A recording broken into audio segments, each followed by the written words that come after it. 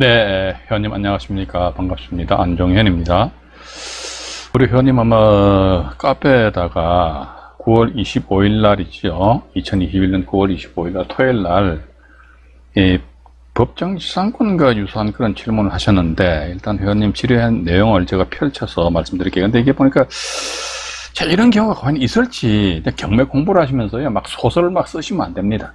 이게 이런 경우도 없는데 뭐 억지로 막 이런 경우를 만들어 버리니까, 이걸 사실 이 카페 질문글에 대 가지고 밑에다가 말이죠, 텍스트 형식으로 한 몇 줄을 쓰기에는 정말로 불가능해요. 그죠? 그래서 저는 앞으로 우리 회원님이 경북 회원님이시네요. 고향이 경북 쪽이십니까? 공부만 하지 마시고요, 실제 경우의 정보지를 보시면서 나름대로 실전에서 발생될 수 있는 그런 사례를 질문을 주시는 것이 오히려 더 답변하는 측에서도 더 이렇게 좀 편하다, 저는 그렇게 보고 있습니다. 일단 질문 주신 내용을 한번 읽어봐 드릴게요. 건물 철거 판결 후에, 그죠? 건물 철거 판결 후에 건물만 경매됐다 이거죠? 그럼 이런 건물 철거 판결이라는 것은, 이게 그 전제 조건으로 뭡니까? 이게 지상 건물은 땅에 대한 사용할 수 있는, 뭐 예를 들자면 법정지상권이라든지 법지권이라든지 또는 관습법상의, 그죠? 관습상의 법지권이라든지 이런 권리가 성립이 안 된다. 여기 밑에 보니까 또 적어 놓으셨네요. 법지권, 관습, 이게 아니고 관습법이 안 들어갑니다. 관습상, 관습상 용어도 정확하게 써야 돼요. 관습상의 법정지상권, 차지권 해당 없음. 이게 뭔 말입니까? 봐가지고. 그러니까 답변자 입장에서 봐가지고 이게 무슨 말인지 이해가 안 가면요, 정확한 답변이 전달이 안 된다는 겁니다. 그죠? 그래서 일단 봐가지고요, 건물 철거 판결, 여기에서 말씀드리게, 철거 판결이라는 것은 지상 건물이 땅을 적법하게 사용할 그런 권리가 없단 말이지. 그렇기 때문에 건물을 부셔라 라고 토지 소유자가 막 소송 해결 사서 판결을 받았겠죠. 판결을 받았는데 건물만 경매 신청한다. 그러면요, 건물 철거 소송에 의해 가지고요, 건물 자체를 경매 신청할 수 없습니다. 그럼 이게 이렇게 보시면 돼요. 우리가 지상에 이렇듯이 건물이 있잖아요. 그죠? 건물이 있는데 A라는 사람이 토지 소유자고 B라는 사람이 이제 건물 소유자입니다. 그런데 건물은 땅을 사용할 그런 권리가 없다는 거예요. 그럼 땅을 뭐 법정지상권이든 관습상의 법정지상권이든 어쨌든 그런 권리가 없다는 겁니다. 그래서 저는 A는 말이죠. A는 B한테, 우리 회원님 지금 현재 카페 정회원이신데, 박사 회원으로 빨리 등급하십시오. 유료로 할 수도 있는데, 회원님이 열심히 카페 방문하시게 되면 무료로 자동 회원 박사로 등급되시거든요. 그렇게 되면은 박사 방송, 과거에 제가 해놨던 방송이 있습니다. 거기서 법정지상권 파트를 한번 쭉 들어보시면은 글쎄, 제가 볼 때 이런 질문은 안 하실 것이다 라는 그런 조심스러운 생각을 해봅니다. 제가 이런 말씀 드린 데서 기분 나빠는 하지 마시기 바랍니다. 자, 다시 말씀드릴게요. 그럼 A가 토지 소유자 되고, A가 B 건물 소유자 돼가지고 뭐 봐가지고, 첫 번째는 건물 철거해라. 당신은 내 땅을 사용할 그런 권리가 없다 이거지. 따라서 건물 철거 소송 제기하는 거예요. 또 두 번째 봐가지고, 이 건물은 땅을 사용하는 그런 권리가 없다. 그럼에도 불구하고 건물은 땅을 계속적으로 점유하고 있죠. 점유하고 있는데 그 건물이 땅을 적법하게 사용할 그런 권리가 없다는 거예요. 적법한 권리가 없다는 게 불법이죠. 그죠? 불법. 건물은 땅을 불법적으로 점유하고 있어요. 불법적으로 점유하니까 불법 행위, 누가? B가 건물 소유자입니다. 누구에 대해서? A에 대해서 불법 행위를 하고 있는 거예요. 불법 점유를 하고 있으니까. 따라서 B의 불법 행위로 누가? A가 뭘 입어버렸습니까? 손해를 입어서 손해. 그러니까 손해배상 청구 소송을 제기하셔야 됩니다. 또 한 번 더 말씀드리겠는데, 우리 회원님 이런 법정지상권 관련된 물건에 대해서 입찰 안 들어가신다면 이런 거 공부하지 마십시오. 괜히 복잡한 뭐라 공부하십니까? 그죠? 이런 거 괜히 접근했다가요, 아는 것도 더 헷갈려 버린단 말이죠. 자, 어쨌든 이렇듯이 이제 손해배상 청구 소송을 제기해야지만 건물에 대해서 강제경매 신청이 될 수 있다는 겁니다. 일단 그렇게 보시고요. 그 다음에 또 밑으로 잠깐 내려가 보겠습니다. 보니까 여기가 잠깐만요. 제가 자료를 다시 한 번 더 정리해 드릴게요. 만약에 이렇게 나와 있네요. 그죠? 만약에 건물 철거 판결을 받은 후에 토지주가 건물만 경매를 신청한 경우 문의드립니다.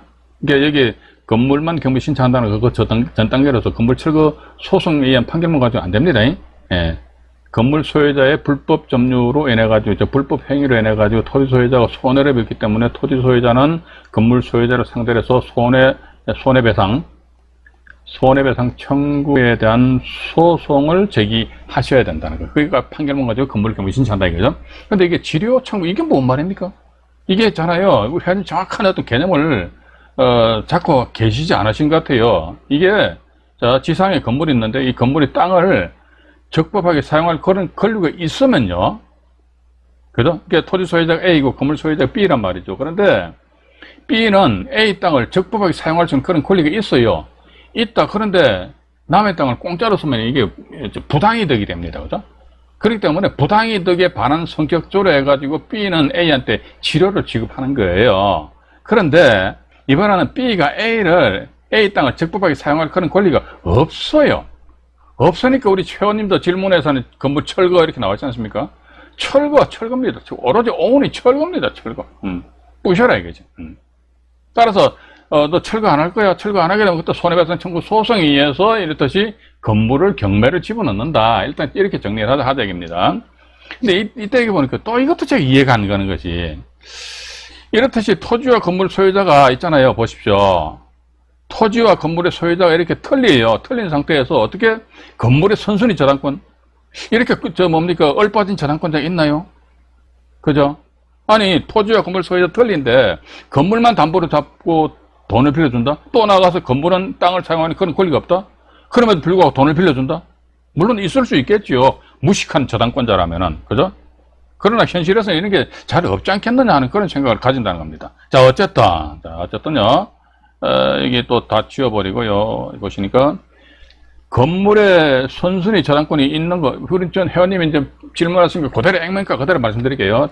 건저당권이 설정이 있을 경우에 후순위 경매 신청자 토지주가 낙찰은 받을 수 있겠죠. 무익리에 의해서 매가 불허가 결정 날 수는 있겠죠. 그죠? 근데 여기 보니까 여기서 한번 보는 게 회원님 회원님 머릿속에서 이런 사례를 생각하신 것 같아요. 선순위 건저당이 건물 가액에 이를 만큼 큰 금액이라면 토지주가 그 가격 이하로는 못 받죠. 왜냐면 무익리니까. 여기 무익리 적어 놓으셨네요. 그죠? 공부는 열심히 하신 것 같네요. 무익리이기 때문에 안 됩니다. 그러면 여기 토지 소유자 입장에서는 어떻게 한다 하더라. 이게 토지 소유자 입장에서는 보니까 건물주가 A가 있고 건물주가 B거든요. 이 사람 말이지, 예를 들어가지고 말이지, A가 이걸 건물을 경매 신청을 했는데, 여기 보니까 B 건물에 대해서 이미 말이지, 갑이라는 사람이 한 10억에 대한 저당권 설정했어요. 근데 건물에 경매 신청하니까 법원에서는 이 건물에 대한 1차 감량 가격을 말이죠, 한 9억을 했다 이거죠. 우와, 9억짜리인데 10억이 저당권 설정됐네.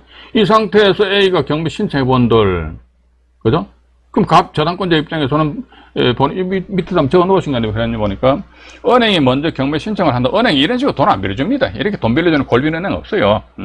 은행이 먼저 경매 신청을 한다면 수차례 유찰될 때까지 기다리면 된다지만, 만약 은행이 경매 신청을, 그렇죠, 경매 신청하면 계속 기다리면 돼요. 근데 만약에 은행이 경매 신청하지 않는다면은 이게 무작정 기다릴 수가 없지요. 봐가지고 계속 떨어지게 되면 법원에서는요, 이 법정 상고를 성립되고 안 되고 2차적인 문제고, 일단 건물의 경매 진행 중이니까. 근데 제가 다시 한번 말씀드립니다만, 이런 케이스는 제가 볼 때는 없다고 보고 있습니다. 실제 이런 케이스가 있으면요, 경매 사건 번호를 명기를 하셔가지고 저한테 다시 질의를 해 주시기 바랍니다. 자, 그런데 어쨌든 보니까 은행이 경매 신청을 하지 않는다면 무작정 기다려야 하는지, 아니면 다른 방법 딱 하나 있습니다. 무익리에 의해 가지고요, 이건 더 이상 경매 진행이 안 되니까, 그러면은 A는 B를 상대로 해서 건물 철거 판결을 받았다고 그랬는데, 그죠? 건물 부수는 수밖에 없어요. 철거 판결 받았으니까 집행관 대동해가지고 말이죠, 포크레인하고 덤프 트럭 대놓고 그냥 안에 있는 사람, 사는 사람이 있으면 다 이 사람들 먼저 쫓아내야 됩니다. 명도를 한 그 뒤에 건물을 철거하는 수밖에 달리 방법이 없다는 것입니다. 자, 그런데 다시 한 번 더 말씀드리는데요. 이렇듯이 토지와 건물 소유자가 첫 번째입니다. 토지와 건물 소유자가 틀려요. 또 두 번째 보니까 그 지상 건물은 땅을 적법하게 사용하는 그런 권리가 없다. 그러니까 현임 질의 내용에 건물 철거 판결 나와 있으니까, 표시했으니까. 그럼 뭐 없다 이거죠. 이런 상태에서 과연 누가 이 건물에 대해서 이거 온전한 건물도 아닌데 돈을 빌려줄까? 그것도 이제 은행이라고 분명히 명기를 하셨잖아요. 그죠? 예. 그럼 설사 은행에서 돈을 빌려줬다. 그러면 그 은행은 아마 조만간에 파산이 될 겁니다. 이런 채권 관리하는 사람들이 이런 내용조차도 제대로 모르면서 어리버리 해버리니까 이런 은행은요, 제가 솔직히 말씀드리면 이런 은행가 있다면요, 등을 팍팍 쳐먹어도 되지 않겠느냐. 농담입니다. 예. 그래서 이런 경우는 있을 수 없다. 그럼 다시 한 번 더 제가 맞으면 제가 칠판으로 이동을 해가지고 시간이 조금 길더라도 말이죠, 천천히 한번 들어보시기 바랍니다. 이게 이제 이렇게 보시면 되실 것 같아요. 이게 뭐냐면 지금 이것도 제가 회원님의 질문 내용에 대해서 제가 나름대로 추측을 해서 이제 말씀드리는 겁니다. 말씀드리는데, 여기 보니까 예를 들자면 이제 토지와 건물의 소유자가 AA 이렇게 됐단 말이죠.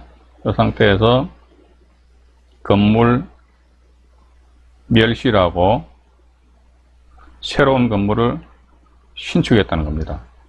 AA 이렇게 신축하니까 옛날 건물하고 이제 구건물과는 통일성을 결례했거든요. 이 상태에서 우리 회원님 질문대로 제가 한다면 여기 만약 A라는 사람 명의로 등기가 돼야지만 저당권이 설정될 거 아닙니까? 그죠? 예, 저당권이 설정된다. 만약에 여기에 저당권이 설정된다 하더라, 저당권이. 그러면 여기 막 최초에 갑이라는 사람이 토지와 건물에 대해서 담보 저당권을 설정하였다. 그러면 이 저당권도 이게 갑일 확률이 높잖아요. 그죠? 전 그렇게 보고 있습니다. 자, 그렇다면 봐가지고요, 이 상태에서 보면 토지에도 갑이 저당권 설정되어 있으니까 이때는 토지와 건물의 가치 경매가 진행돼 버린다는 거죠. 이랬을 경우는 우리 회원님 질문하신 것처럼 이렇게 되지는 않을 것이다 라는 그런 생각을 가진다는 것입니다. 자, 그럼에도 불구하고 토지에 이렇듯이 건물의 저당권이 설정되었는데 땅만 경매가 진행된다? 갑이라는 사람이 땅만 경매 신청한다? 그럼 이 갑은 완전히 진짜 이 사람 얼빠진 금융기관이다, 그렇게 보고 있습니다. 금융기관 아니십니까? 채권관리 잘합니다. 자기네들 돈 빌려주는데 담보 제대로 못 잡고 그냥 어리버리 하는 그런 채권자들 그 금융기관 없어요, 지금 봐가지고. 그래서 제가 이제 회원님한테 질문에 대해서 답변 드리면서도 제 자신도 보니까 야, 이런 게 있나? 제가 솔직히 말씀드려서 이런 질문은 제가 별로 안 좋아합니다. 사랑하지 않습니다. 그래서 공부를 하시다가 이제 공부하시는 건 좋습니다. 밑에 글을 적어 놓으셨네요. 공부를 하다가 문득 궁금해져서 질문방에 질문은 얼마든지 하십시오. 괜찮습니다. 그런데 현실적인 질문을 해주시면요, 제가 이렇듯이 영상물로 해가지고 제작을 해가지고요, 저거 말씀드릴게요. 그래서 이제 우리 회원님들도 이제 경매 실력이 일취월장식으로 이제 늘어나면 저도 기분 좋잖아요. 그죠? 그렇게 좀 이해를 하시고, 제가 조금 아마 우리 회원님 들으시기에 기분이 좀 언짢으신 부분도 이제 언급을 해드렸는데, 그렇다 해가 거기 너무 집착은 하지 마시고, 한번 좀 더 이제 연구를 하셔가지고, 좀 답변자가 속 시원하게 답변할 수 있는, 그리고 또 아까 제가 말씀드렸습니다만, 저희 카페, 유료도 또 박사가 될 수 있습니다. 돈 15만 원이거든요. 아까워. 그러면요, 돈 내지 마시고 무료로 하세요, 무료로. 무료로 하시는데 보니까 카페 글 쓰고 댓글 쓰는 게 이게 횟수가 몇 개로 제가 옵션을 걸어놨어요, 제가. 그래서 요것만 충족하게 되면요, 제가 등업해드리는 것이 아니고, 자동적으로 박사로 등업이 됩니다. 경매 박사가 되면은, 그때는 뭡니까? 우리 카페에 보면요, 이게 20분짜리 경매 동영상물이 한 2,500개 정도 됩니다. 엄청 많아요. 이거 그냥 박사니까 우리 카페 문 닫을 때까지요, 영상물 많이 보십시오. 아니면 또 두 번째로는 이제, 아시죠? 저도 유튜브 상에서 이제 경매 채널을 운영하고 있는데, 거기서도 보면 제가 매주 수요일과 금요일 해가지고, 라이브 방송을 하고 있잖아요. 그 방송도 열심히 들으세요. 책만 보시고 공부하신다기보다는 영상물을 통해서, 들으시면 훨씬 더 유익하지 않을까 하는 그런 생각 가지게 됩니다. 이게 법정이상권 관련해가지고는요, 허투루 해가지고 쉽사리 접근했다가요, 이게 접근하지 않은 것만 못한 그런 결과가 초래될 수 있기 때문에 상당히 주도 면밀하게 접근하셔야 되지 않을까 하는 그런 말씀을 드려보고 싶습니다. 도움되시길 바라고요. 이상 안종현이 말씀드렸습니다. 네, 고맙습니다.